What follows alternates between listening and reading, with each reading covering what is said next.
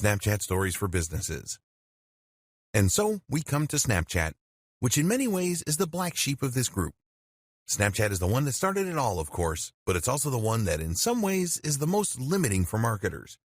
That's because Snapchat doesn't have a live feed or page where permanent content can be placed. It also lacks some of the advanced tools that other platforms benefit from. Another issue with Snapchat, and one that doesn't get raised often, is that it is actually not programmed all that well.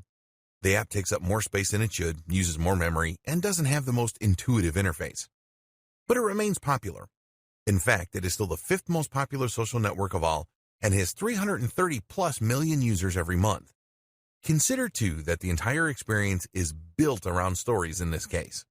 So, if you're going to be creating stories to share on Facebook and Instagram, then you might as well post the same ones here as well. A quick primer.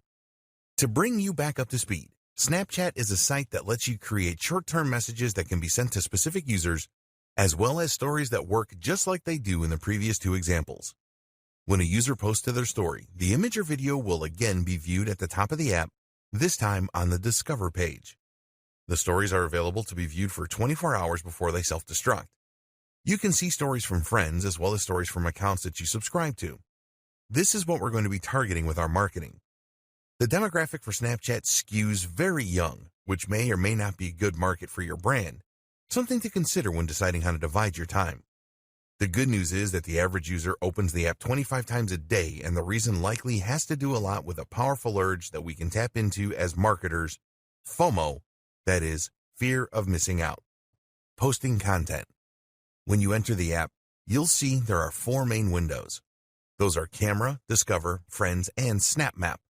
One thing that is very unique about Snapchat is that the first thing you see is you. The Snapchat app opens up onto the camera, which makes it easy to start posting right away. Swiping across the screen is how you navigate between the different windows. We're interested in the camera window, of course, as this is where you'll create your images.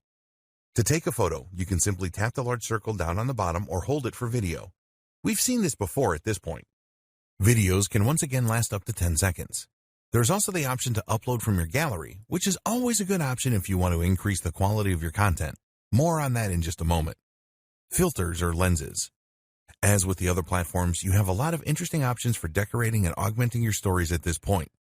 Most of these will be available after you take the photo, but before you go ahead, you also have the option to apply filters called lenses.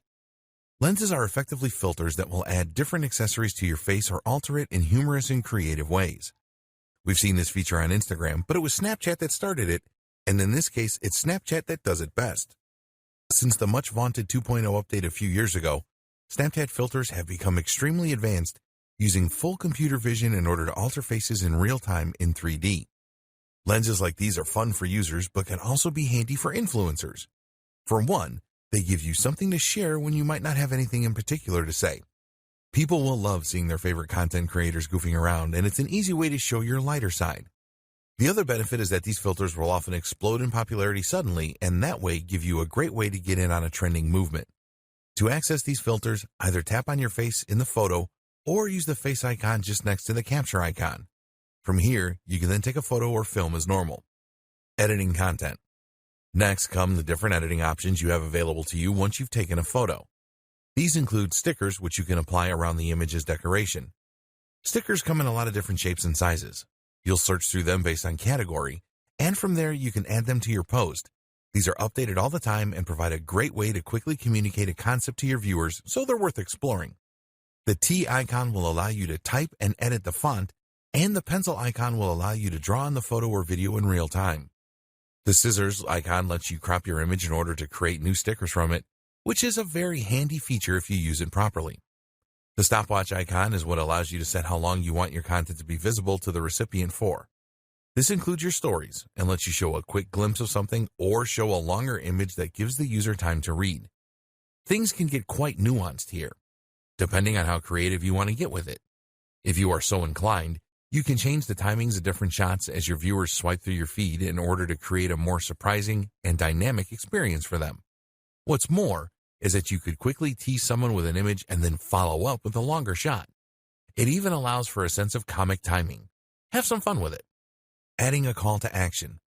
Finally, though, The most useful option of all is the ability to add links to your posts. This is one area in which Snapchat drastically outperforms Instagram. Whereas Instagram requires users to have 10,000 followers or a verified account before they will be able to use links through the swipe up method, Snapchat lets you add any URL you like right away. This means that you can promote a product right in your Snapchat and then link to it so that people can buy right away.